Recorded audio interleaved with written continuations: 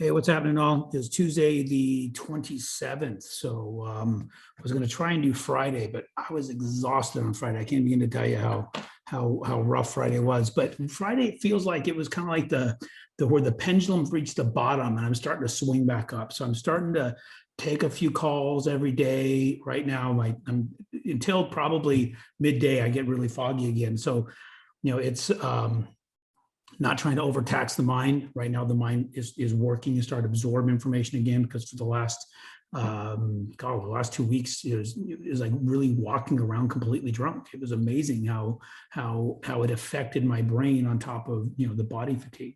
I think it might have been a lot to do with just an inability to get the oxygen my body needed to operate.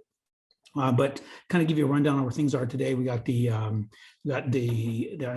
home price information, the Shiller home price index, and we're showing a 12% year over year from last year. So that's a 15-year high, which is pretty interesting to see this big jump.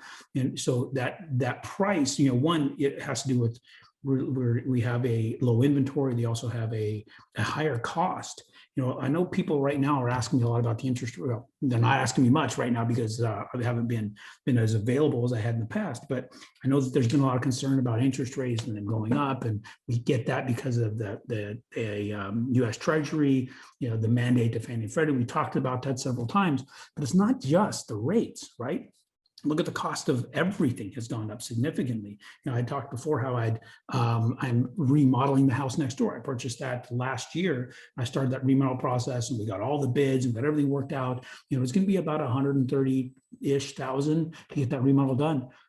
Because of the cost of things, it's gone up over 200, right? And so it's impossible to go back to these guys and say, wait a minute, you got to honor your bid or your estimate that they had given me, because they were estimating it based upon that day and what the cost of materials were. They didn't know these shortages were going to come. They didn't know that manufacturing was going to get impacted so heavily that we were seeing lumber costs going 5 times what it was before. Now, luckily, I got a lot of the lumber in advance, but it doesn't change the fact that things have gone through the roof. There's some other things I'm working on other projects that I'm actually having to put these projects on hold now.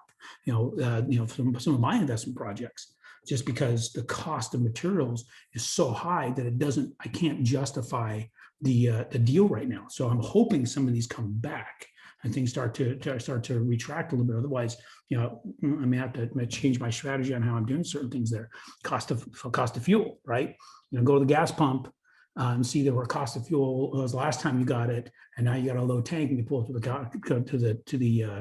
the pump and not buy gas, right? Right now we have to continue to keep moving forward. The benefit that we have in the market as far as interest rates are concerned, even though they've gone up, remember from a business perspective, you have benefit to some of this as far as deductibility, depending upon your structure of your taxes. You got to talk to your CPA about that. But also, one of the things that I want to point out, I've never been a big proponent of looking at at doing the 25% down on an investment purchase. But what's interesting here, if you want to look at it from this angle, you put additional 5% down, you get there's a much bigger gap in the interest rate today than there was in the past, because we have a lot more people making offerings to purchase those loans at that 25% down versus the 20% down, since Fannie and Freddie are not the big players in the market right now. They can't be because of what has been mandated. But when you look at the fact that you can do that, it's like me going and buying a lumber package, right? But if I spent a little bit more money on more lumber than I really needed, then all of a sudden the overall cost drops significantly. It'd be worth looking at. I'm not saying that I would do it. I'm not saying that it would make sense, but it might be something to consider. So we will talk to you when we do the loans. We'll talk to you about, or we're looking at locks at the option of 25 versus 20. And things have gotten a little bit better than they had been when you look at things as a whole. We had the really, really, really kick-ass rates up until very first part of March, and everything completely derailed on us. Then they spiked. They went up into the 5s, and they worked back down into the 4s. Right now, you may have a cost for a rate in the 4s, the low 4s, right?